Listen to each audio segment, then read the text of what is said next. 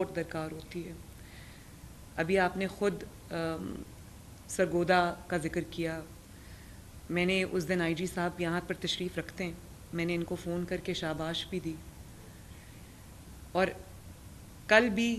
اور اب یقیناً اس طرح کے واقعات جو ہیں، جو ہماری مقدس کتابیں ہیں، قرآن پاک کو کی بے حرمتی کے واقعات آج کل روز ہو رہے ہیں، تو ظاہر ہے ہمیں ہمارا دل تڑپتا ہے، ہمارے دل کو تکلیف ہوتی ہے، اور میں یہ چاہتی ہوں کہ ان واقعات کی روک تھام کے لیے ہم سب مل کے بیٹھیں اور ہم دیکھیں کہ کیا وجہ ہے کہ یہ واقعات جو ہیں وہ بڑھے ہیں۔ اور پھر یہ بھی ایک بڑی ضروری بات ہے جس کی نشاندہی آپ نے کی کہ کئی بار ان الزامات کو اپنا کوئی اور سکور سیٹل کرنے کے لیے ان الزامات کا سہارا لیا جاتا ہے۔ سوات میں جو ہوا وہ ہم سب کے لیے بہت ہی باعث فکر ایک چیز ہے کہ اس بات کا تعین کیے بغیر کہ کس نے کیا کیا ہے، اگر موب آ کر یا کوئی گروہ آ کر قانون کو اپنے ہاتھ میں لے لے گا تو پھر تو کوئی بھی نہیں بچے گا، نہ آپ بچیں گے، نہ میں بچوں گی، نہ کوئی اور بچے گا۔ اور میں اس چیز کے بارے میں بات اس لیے کرتی ہوں کہ میں نے ابھی آپ کو بتایا کہ میرا تعلق ایک مذہبی گھرانے سے ہے، اور یہ چیز میرے خون میں شامل ہے، دین سے محبت، اسلام سے محبت میرے خون میں شامل ہے، دین کی جو احکامات ہیں ان کی پابندی کرنا میرے خون میں شامل ہے، میری تربیت میں شامل ہے، نبی پاک صلی اللہ علیہ وآلہ وسلم سے محبت جو ہے وہ میرے خون میں شامل ہے۔ تو جب 2017-18 میں سیاسی سکور کو سیٹل کرنے کے لیے جب ہمیں نشانہ بنایا گیا تو اس کے لیے ہم نے گولیاں بھی کھائیں اور باتیں بھی سنی، الزامات کا سامنا بھی کیا۔ نواز شریف صاحب کے ساتھ جو واقعہ ہوا تو یہ بڑی میرے لیے باعث تکلیف تھی۔ کوئی چور کہہ دے، ڈاکو کہہ دے، اس چیز کی اتنی تکلیف نہیں ہوتی جتنی تکلیف اس چیز کی ہوتی ہے۔ اور میری والدہ کا الیکشن تھا جب میرے والد کو انہوں نے ڈسکوالیفائی کیا، تو میں اکیلی اپنی والدہ کہ ان کو کینسر ہو گیا تھا تو ان کو علاج کے لیے جانا پڑا، تو میں ان کی یہاں پر الیکشن کی مہم چلا رہی تھی۔ جس طرح سے چند افراد کی جانب سے اور ایک سیاسی جماعت جس نے ان کو استعمال کیا یا وہ خود استعمال ہوئے، جس طرح سے ان الزامات کا سامنا مجھے کرنا پڑا، میرے لیے ایک بہت تکلیف دہ عمل تھا۔ اور آپ نے دیکھا کہ احسن اقبال صاحب ایک بہت مذہبی گھرانے سے تعلق رکھتے ہیں، ان کی والدہ کی کیا ایک حیثیت تھی اور کتنی وہ ایک نیک خاتون تھی، ان کو بھی گولی ماری گئی، اللہ تعالیٰ نے ان کی زندگی بچا لی۔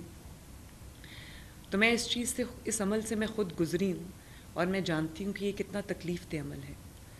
آپ نے صحیح فرمایا کہ جو مقدمات میں ڈیلے کی جاتی ہے اس میں جو الزامات ہیں ان کی سچائی کا تعین بھی ہونا چاہیے، سزا کا تعین بھی ہونا چاہیے، لیکن کچھ بھی ہو ہمیں جو قانون ہے اس کو اپنے ہاتھ میں لینے کی، اپنی عدالت گلی اور محلوں میں لگانے کی، سزائیں صادر کرنے کی، فتوے صادر کرنے کی ہمیں یہ اجازت قطعاً نہیں دینی چاہیے۔ اور ایک اور بہت میرے لیے تکلیف دہ معاملہ ہے، مجھے اللہ تعالیٰ نے اس کرسی پہ بٹھایا ہے،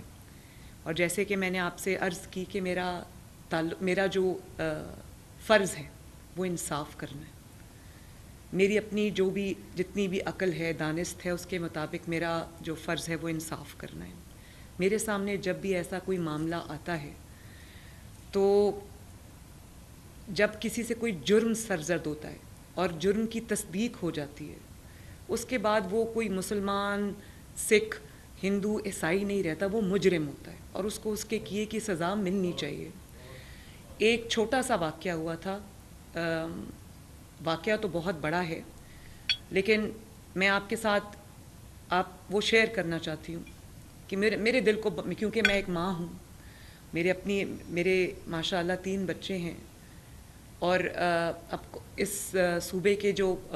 بچے ہیں ان کی ذمہ داری بھی میرے سر پہ ہے، آپ کے سر پہ ہے، کیونکہ آپ جو جب بات کرتے ہیں تو لوگ اس کا اثر لیتے ہیں. ایک بچے کے ساتھ زیادتی ہوئی اور اس زیادتی میں کوئی جو ہمارے کوئی مذہبی کوئی شخصیت ہے ان کا کوئی مدرسے سے ان کا تعلق تھا, اس میں ان کا وہ ان کا جرم ثابت ہو گیا. جب اس کو اس بچے سے, وہ چھوٹا سا بچہ تھا, اپنے والد کے ساتھ گیا تھا تو مدرسے کے باہر سے یا مسجد کے باہر سے اس کو اغوا کر لیا گیا, ثابت بھی ہو گیا. لیکن جب ہم اس کو پولیس نے پکڑا تو اس کو مذہب کا ایشو بنا دیا گیا, اور میرے خلاف تب سے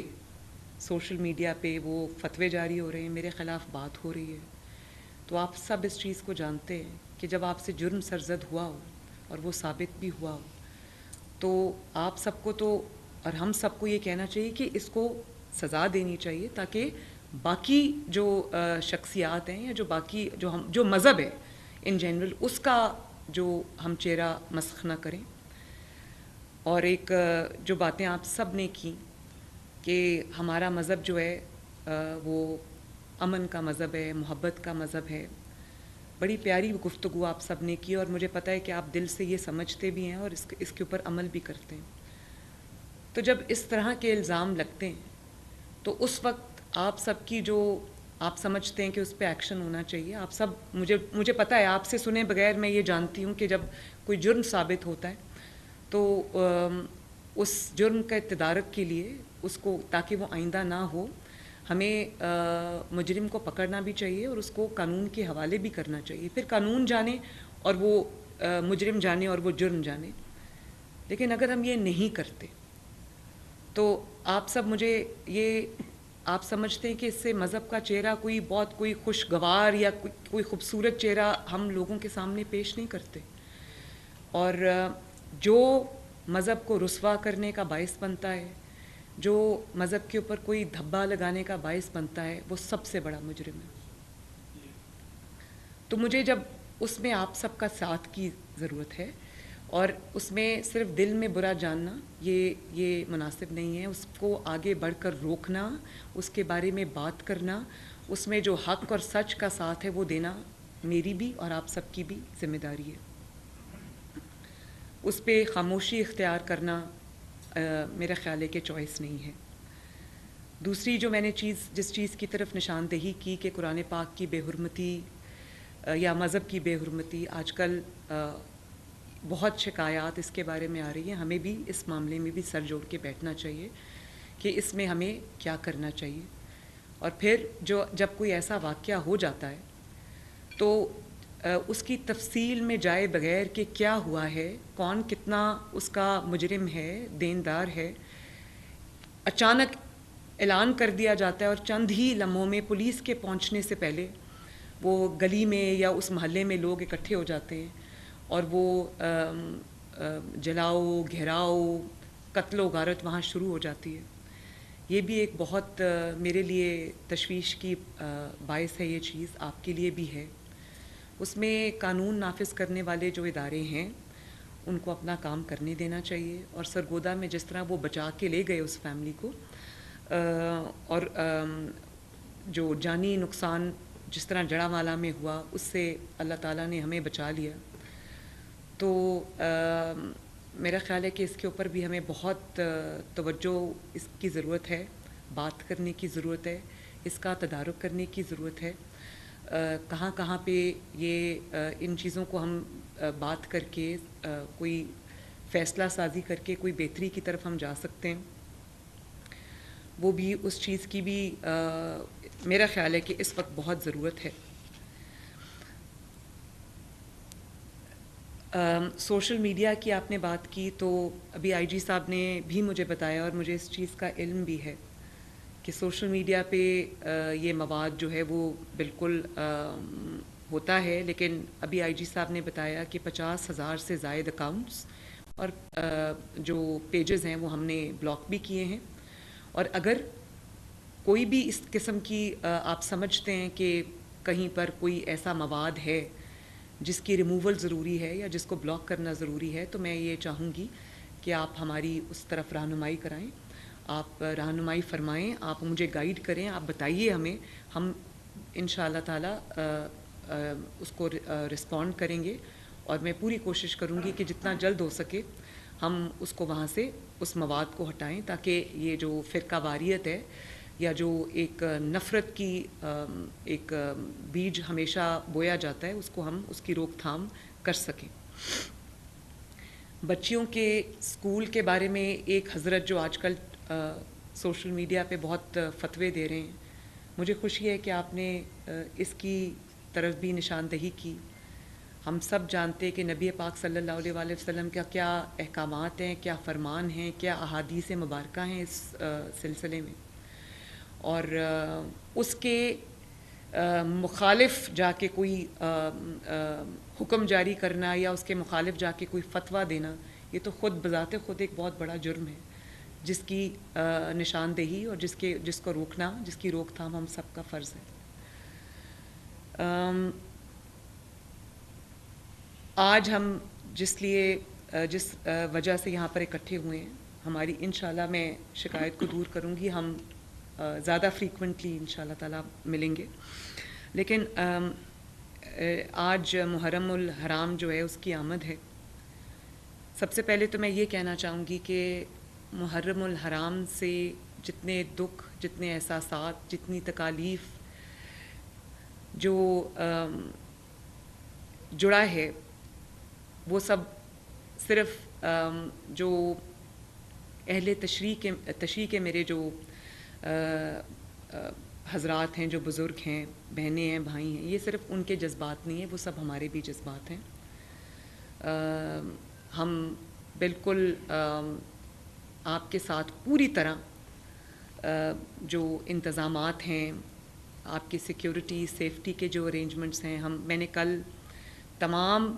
ڈسٹرکٹس کے ڈی پی اوز کو, آر پی اوز کو, سی پی اوز کو, یہاں پر آئی جی صاحب تشریف رکھتے ہیں, ان کی موجودگی میں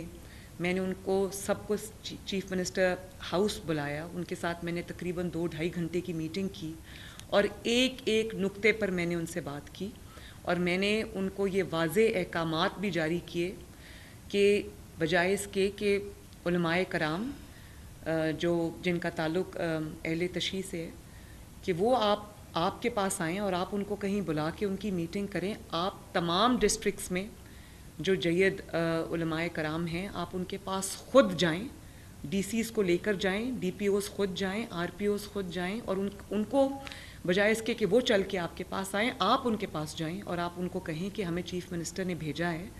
اور ہم یہ آپ سے پوچھنے آئے ہیں کہ کسی قسم کی ہماری کوئی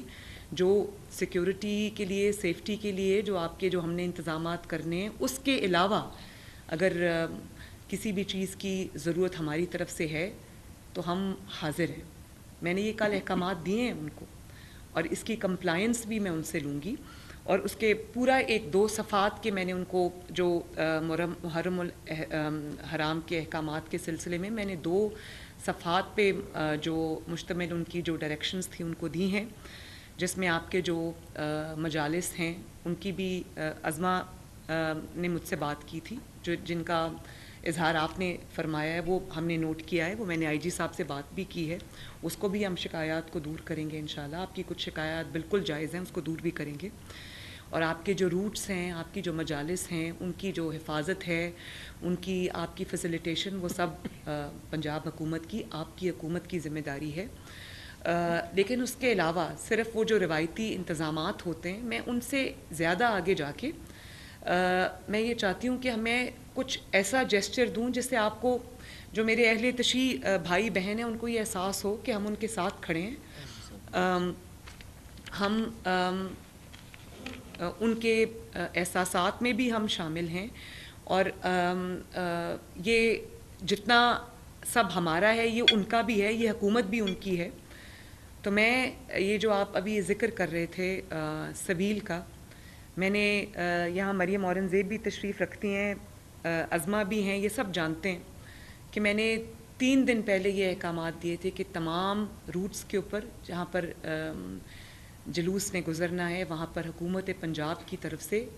میری طرف سے سبیلیں ہوں گی, جس میں صرف پانی نہیں, وہاں پر شربت کا بھی اہتمام ہوگا کیونکہ گرمی کا موسم ہے. اور اس کے علاوہ ہم یہ سوچ رہے ہیں کہ پانی کا چھڑکاؤ ہم کریں، کیونکہ گرمی بہت شدید ہے، شدت ہے موسم کی،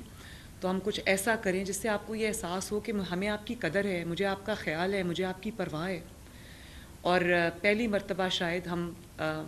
کھانا بھی انشاءاللہ تعالیٰ دیں گے، اس کا بھی ہم نے بندوبست کر لیا ہے، جس کو نیاز کہتے ہیں. اس میں بھی ہم آپ کے ساتھ شامل ہوں گے. حکومت پنجاب کی طرف سے وہ نیاز دی جائے گی. اس کے علاوہ میں آپ سب سے یہ گزارش کروں گی کہ کچھ بھی اگر آپ کا کوئی محرم الحرام کے حوالے سے کوئی بھی اور جس کا آپ اظہار کر چکے ہیں، لیکن اس کے علاوہ بھی اگر آپ کا کوئی کنسرن ہے، آپ کا کوئی خدشہ ہے، آپ کی کوئی شکایت ہے، تو ہم سنیں گے ضرور. میں نے کنٹرول رومز ان کو کہا ہے کہ تمام ڈسٹرکٹ کے کنٹرول رومز ہوں گے اور پھر ایک سینٹرل کنٹرول روم ہوگا جس کو میں خود دیکھوں گی. اور یہ آپ کی تجویز اچھی ہے کہ یہاں پر ایک سینٹرل کنٹرول روم بنایا جائے جس میں آپ علماء کرام جو ہیں وہ بھی موجود ہوں، حکومت پنجاب کے بھی جو ریپریزنٹیٹیوز ہیں وہ بھی موجود ہوں، اور میں خواجہ سلمان رفیق صاحب، کیونکہ یہ بہت معاملہ فہم اور بہت دل کے اچھے انسان ہیں، تو میں ان کو یہ کہوں گی کہ یہ اس کو ہیڈ کر لیں اور آپ سب کو آپ کے سب کے ساتھ مل کے بیٹھیں، تاکہ وہیں پر اگر خدا نخواستہ کوئی مسئلہ ہوتا ہے تو وہیں پر اس کا حل جو ہے وہ ڈھونڈا جائے اور اس کے جو احکامات ہیں وہ جاری کیے جا سکیں. حد کہ عزت کے قانون کی آپ نے بات کی، تو میں یہ ضرور عرض کرنا چاہوں گی کہ حد کہ عزت کا قانون کی جتنی پاکستان میں اس وقت ضرورت ہے شاید کبھی نہیں تھی، کیونکہ سوشل میڈیا کا بھی غلط استعمال جاری ہے، الیکٹرانک میڈیا کا بھی غلط استعمال جاری ہے. جس کے پاس مائک ہے میڈیا کے اوپر وہ سمجھتا ہے کہ مجھے پوری آزادی ہے کہ میں کسی کی عزت اچھال دوں، میں کسی کی پگڑی اچھال دوں، کسی پہ تہمت لگا دوں، کسی پہ الزام لگا دوں. تو حد کہ عزت کو جو قانون ہے، جب اس پہ لوگ اعتراض کرتے ہیں تو مجھے سمجھ نہیں آتی کہ وہ کیا کہہ رہے ہیں. وہ یہ کہہ رہے ہیں کہ ہم حد تک کریں گے لیکن ہمیں سزا نہ دی جائے، ہمیں پوچھا نہ جائے.